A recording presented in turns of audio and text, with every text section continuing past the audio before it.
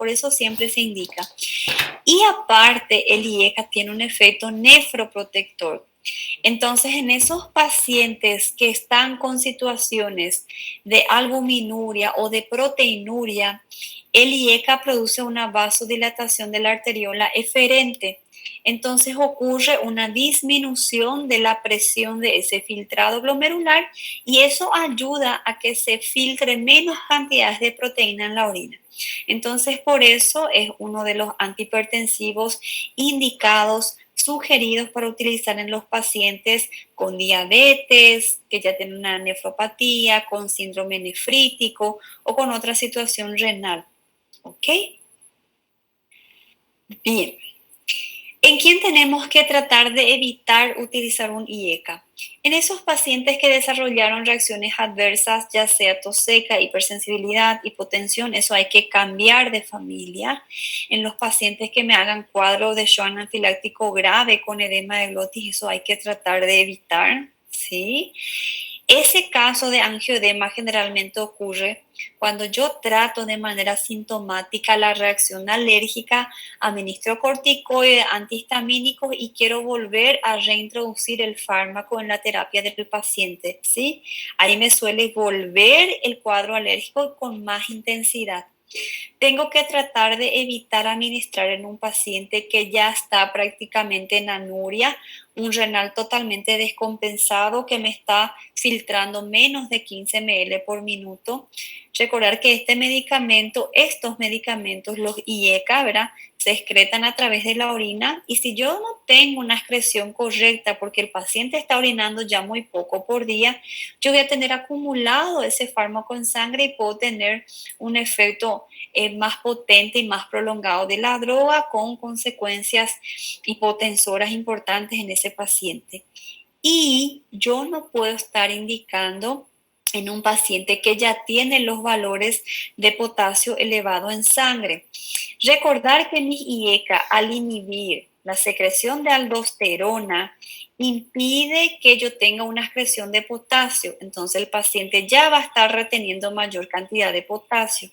Y si yo administro a un paciente que ya tiene luego potasio elevado, un fármaco que tienda a retener potasio, yo puedo agravar la hiperpotasemia y esto puede generar arritmias bastante graves. Entonces, en estas situaciones no son aconsejadas estar indicando un IECA.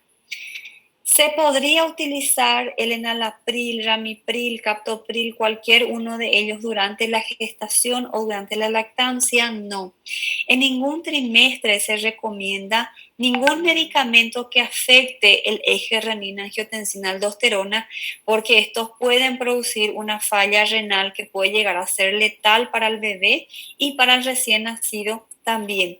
No se sabe a lo cierto cuánto es el porcentaje del fármaco que se excreta a través de la leche materna, pero por la capacidad de producir una nefrotoxicidad y una insuficiencia renal en el bebé se trata de evitar. Entonces, no se recomienda su utilización.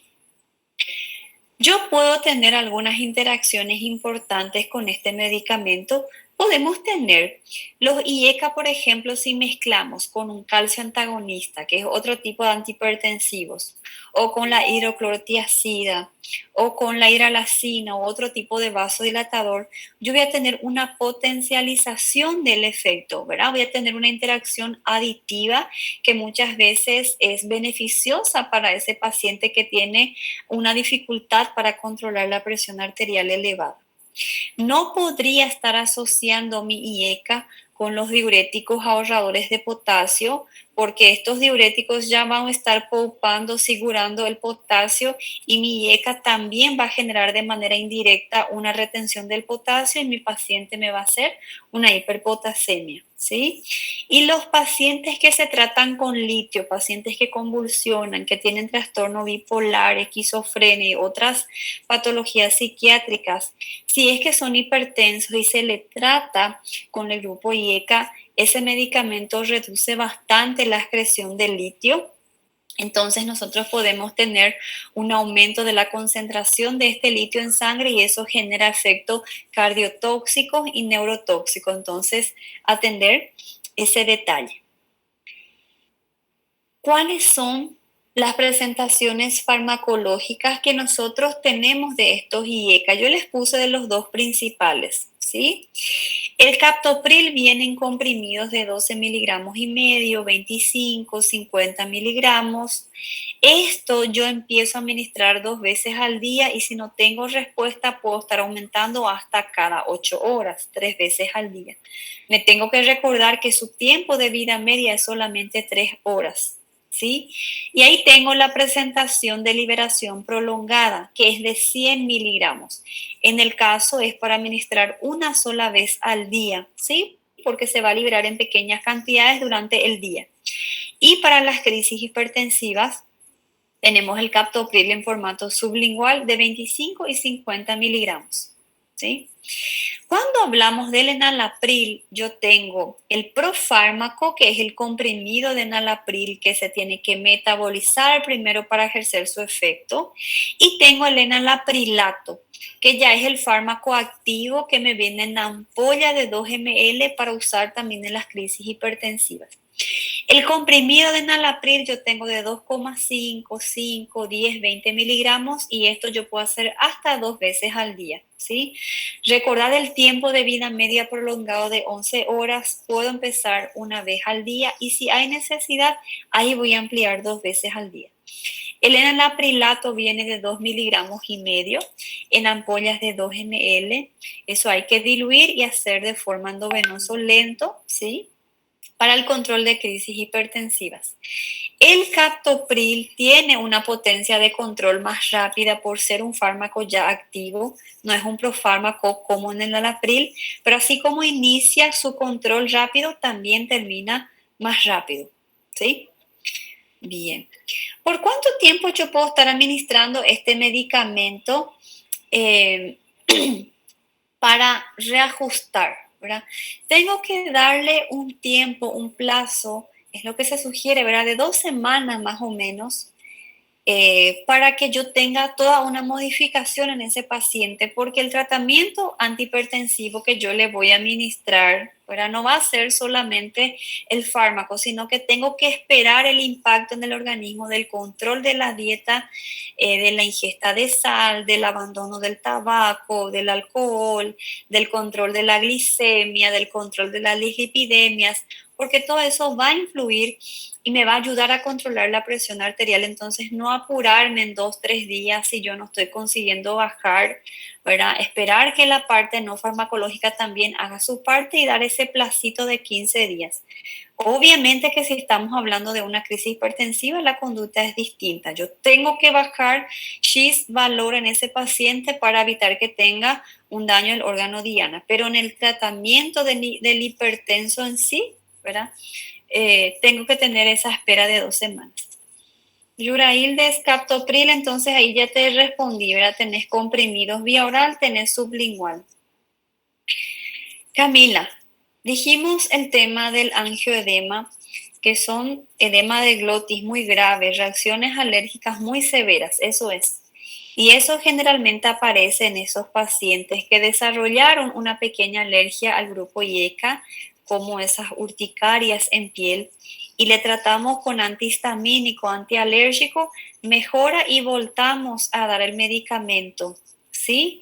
Y en esa reinserción del medicamento suele producir ya una segunda crisis de alergia mucho más grave y ahí desarrollar ese angioedema. O sea que de una hora para otra, de entrada, es muy difícil que el paciente me haga este tipo de alergia extremadamente grave. Doutora, meu avô toma enalapril com cerveja. Tem algum problema ou não? Para responder mais com sua pergunta, eu tenho que deixar de gravar. Después te respondo. En vez de su hidroclorotiazida, decirle que tome su cerveza. No, ustedes saben que el alcoholismo en exceso es lo que hace mal. Pero ahora un poquito de la cebada, que es lo que nos hace bien. De la cerveza hasta que se puede negociar. Por eso siempre van a ver los factores de riesgo de diabetes, cardiovascular en general, siempre falla alcoholismo en exceso, ¿verdad? O sea que hay como negociar con la cerveza, con cachaza ya es otra historia. Y eso nosotros no tenemos con el tabaquismo, ¿verdad? El tabaco, por más que sea mínima dosis, ya es bastante tóxico para el organismo. ¿Se entendió? Professora, IECA, algo que falta repetir. Hola, te escucho. professora, a senhora falou que enalapril tem de 100 miligramas e é uma vez No, por dia? Ah, tá. captopril. Captopril. ¿Todo ok? ¿Seguimos? Bueno. Cuando nosotros hablamos del ARA2, estamos hablando de los antagonistas de receptores de angiotensina 2. Este medicamento también va a trabajar en el mismo eje, ¿verdad?, de nuestros IECA, y el producto final, el efecto final que nosotros vamos a lograr con esta familia de medicamentos va a ser igualito que nuestro IECA. ¿Está? Bueno, ¿qué pasa? Ustedes se acuerdan del efecto de la angiotensina 2, ¿verdad? La angiotensina 2, cuando se convierte gracias a la enzima ECA y se une a sus receptores, esta va a inducir a que la suprarrenal libera aldosterona y tengamos la retención de sodio con agua, se excrete potasio y ella por sí sola también va a generar vasoconstricción para poder estar aumentando la presión arterial en el caso que yo tenga una disminución de la presión de filtrado, ¿sí? Cuando yo tengo un antagonismo, un bloqueo de los receptores de angiotensina 2, la angiotensina 2 no se va a poder unir a su receptor y no va a poder generar el proceso de vasoconstricción y no va a poder generar la liberación de aldosterona, no vamos a tener la retención de sodio con agua y no vamos a excretar potasio. Entonces, al final va a ser exactamente la misma cosa que mi IECA. Voy a tener vasodilatación, no voy a tener retención de sal y agua, no voy a tener excreción de potasio, sino retención de potasio. ¿Cuál es la diferencia del ARA2? Tiene una potencia de control mayor que los IECA. Es un poco más potente. Entonces, este ARA2 yo puedo estar utilizando en esos pacientes que mantienen cifras tensionales un poquitito más elevadas. Pero justamente por producir el mismo efecto de mejorar la resistencia vascular periférica, eso me ayuda bastante en las mismas situaciones que el IECA me ayuda. ARA, helio significa antagonista de receptor de angiotensina 2. Entonces, este ARA2 me va a servir para las mismas situaciones que el IECA me serviría. Insuficiencia cardíaca, infarto, nefropatía y otras situaciones. Entonces, la farmacodinamia, el mecanismo de acción del grupo ARA2 va a ser bastante similar a los IECA, solamente que va a actuar en otra fase siguiente, ¿verdad? Va a impedir que la angiotensina 2 se una a sus receptores y ahí nosotros no vamos a tener ni la vasoconstricción ni los otros pasos. ¿Cuáles son los antagonistas que tenemos disponibles de estos receptores? El losartán es el más antiguo, pero se sigue utilizando bastante. Son drogas muy efectivas, de un excelente control de la presión arterial. Y aparte tenemos otros como el candesartán, valsartán, telmisartán, olmesartán, irbesartán. Los que yo les subrayé como el candesartán y el valsartán son los que le siguen a losartán en frecuencia de utilización, ¿sí? Son drogas un poquitito más caras que el grupo IECA, aparecieron después, son más potentes, entonces son fármacos que reúnen más criterios de fármaco ideal y eso obviamente impacta un chiquitito en el costo. Pero mismo así son drogas extremadamente económicas que casi todos los sistemas de salud pública proporcionan a los pacientes, ¿sí? Vamos a estar hablando en especial de la farmacocinética del losartán, que es nuestra droga elección, la principal del grupo y la que representa, ¿verdad? El losartán tiene una buenísima absorción vía oral. Esta yo tengo en comprimidos. No se ve alterada su absorción con la presencia de alimentos, entonces no hay una necesidad de que el paciente esté en ayunas, ¿verdad?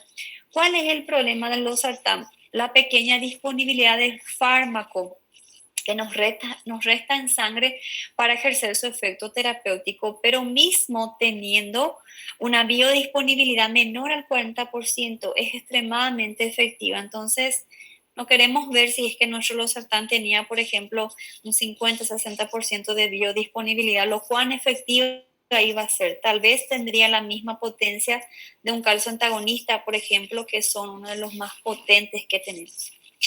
El tiempo de vida media en sí del medicamento puro es de 6 horas, pero cuando se metaboliza nuestro losartán tiene su vida media prolongada y el losartán pasa a tener un tiempo de vida media de inclusive 24 horas. Entonces este medicamento tiene una necesidad de administrarse una sola vez al día. Los otros ARA2 de nueva generación como Candesartán, Valsartán y compañía también ya son de utilización dosis única, una vez al día. Mi ARA2 ya no es como el IECA que se excreta solamente a través de la orina. Esta tiene un 60% de excreción a través de las heces y un 40% de excreción a través de la orina.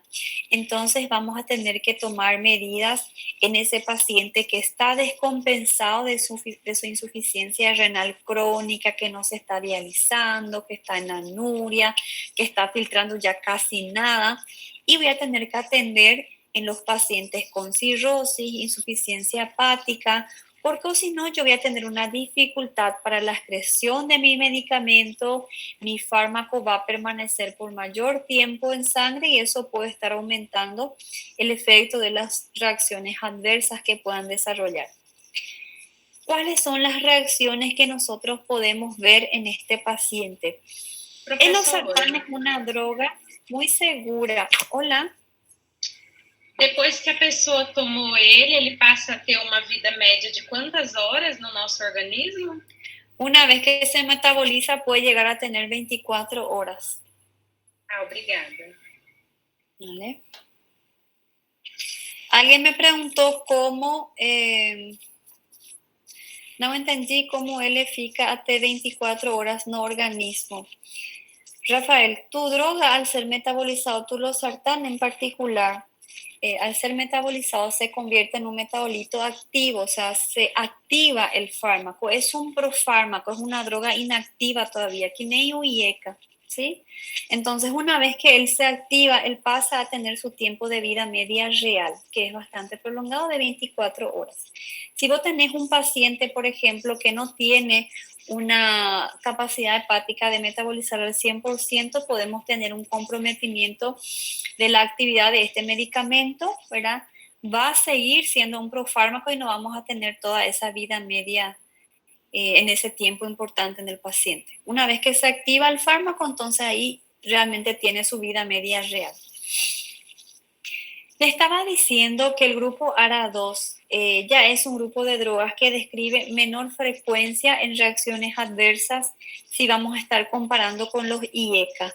Pero se nos describe, por ejemplo, situaciones de indigestión, náuseas, malestar, dispepsia y un poquitito de diarrea, sobre todo en los pacientes que ya tengan luego gastritis y úlceras. Es el grupo de pacientes que suele producir.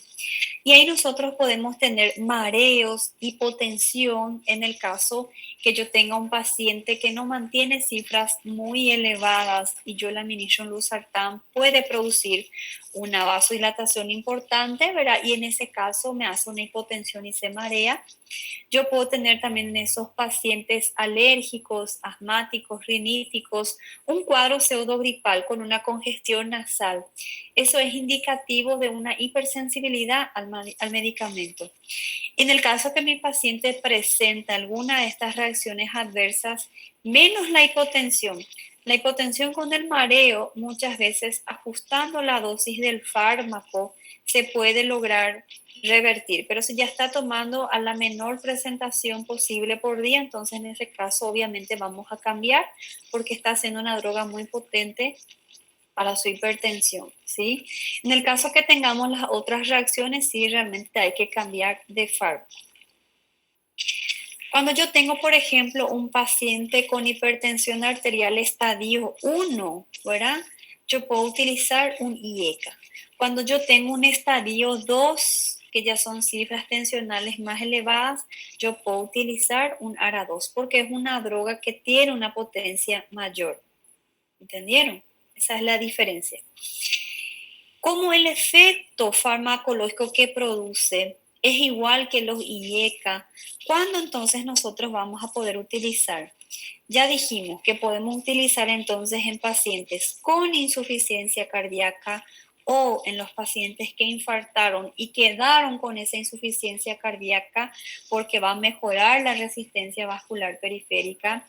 Yo también puedo utilizar en pacientes nefropatas porque voy a tener una vasodilatación de esa arteriolita deferente y se va a disminuir la pérdida de proteínas a través de la orina.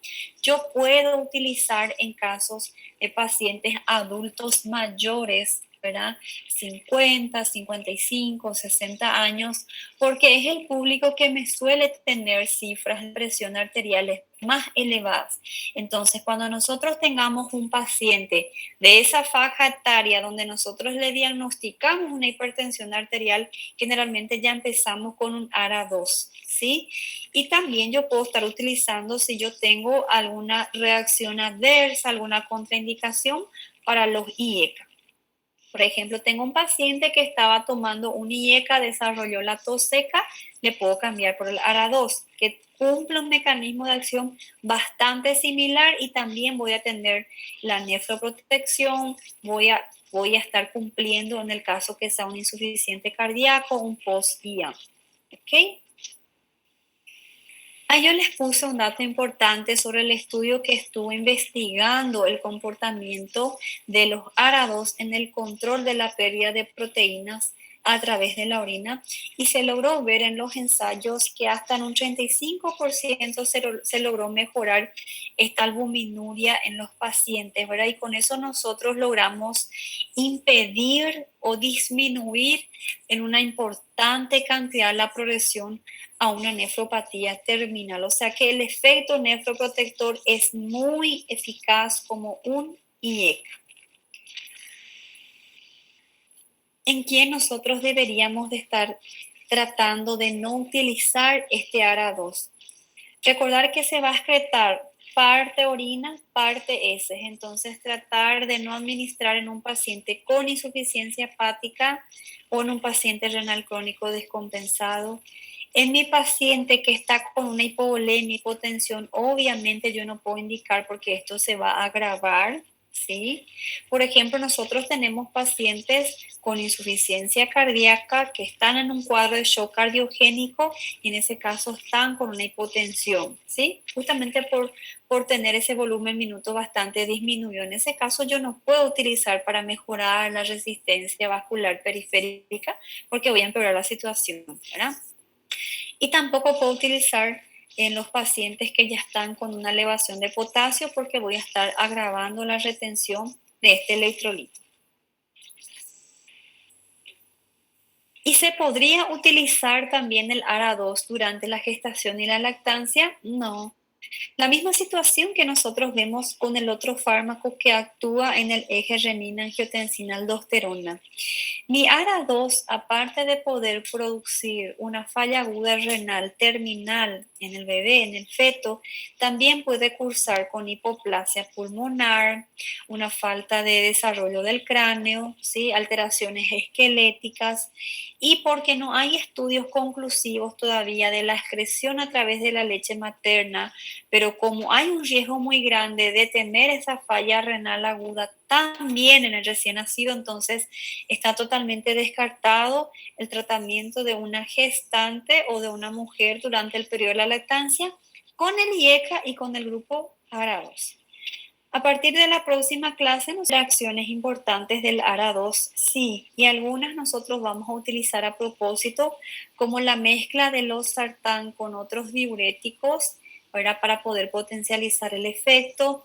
En este caso, no se me recomienda, por ejemplo, mezclar un losartán con un ahorrador de potasio en vista de que yo voy a tener una hiperpotasemia como resultado en ese paciente.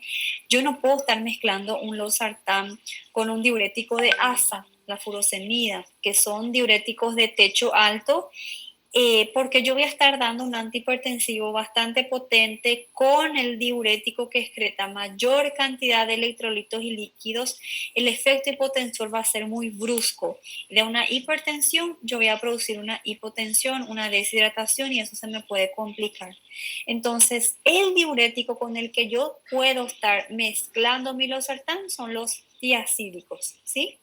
También podemos estar asociando con otro antihipertensivo, como por ejemplo los calcio antagonistas.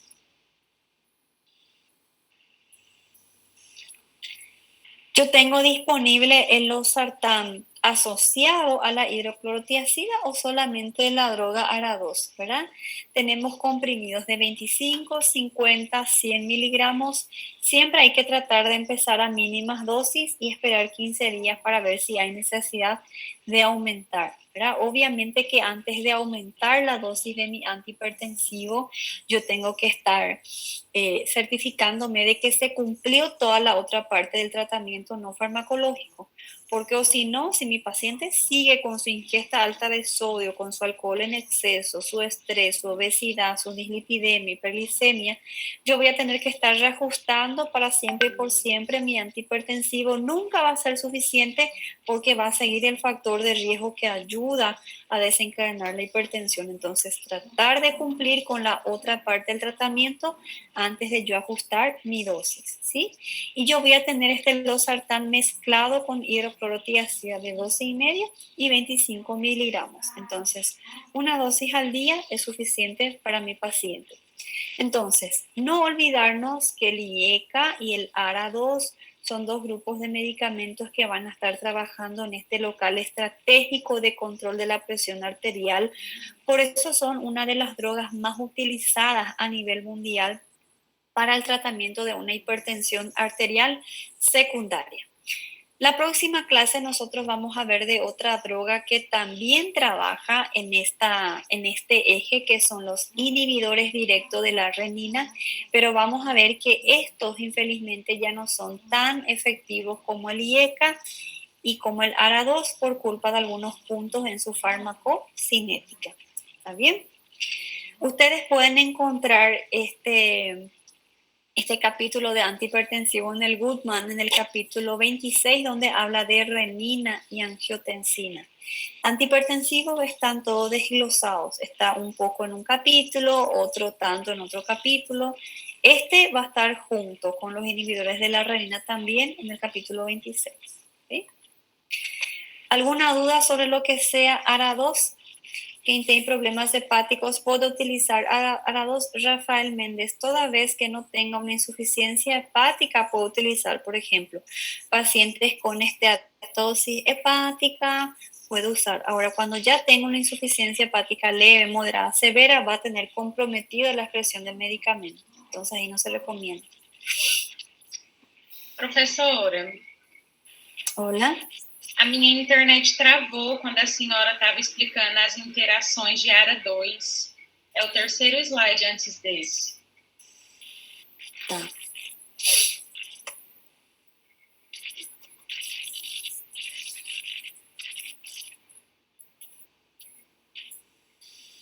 Las interacciones del ARA2 que podés tener, Camila, vas a utilizar a favor de tu paciente muchas veces, ¿verdad? Vos podés mezclar tu ARA2 con diuréticos, pero no son con todos los diuréticos que podés estar mezclando.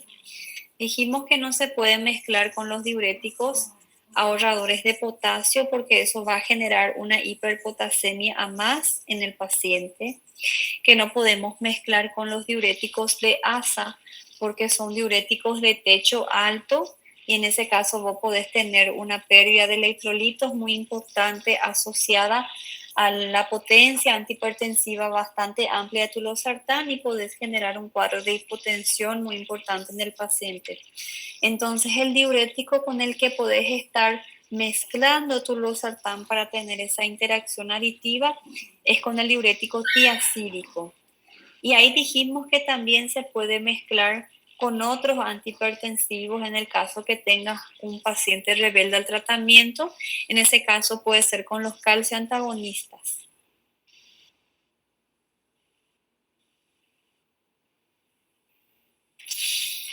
¿Alguien más tiene alguna duda? ¿Algo que no entendió?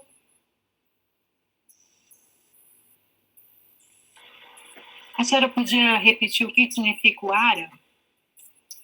ARA significa antagonista del receptor de angiotensina.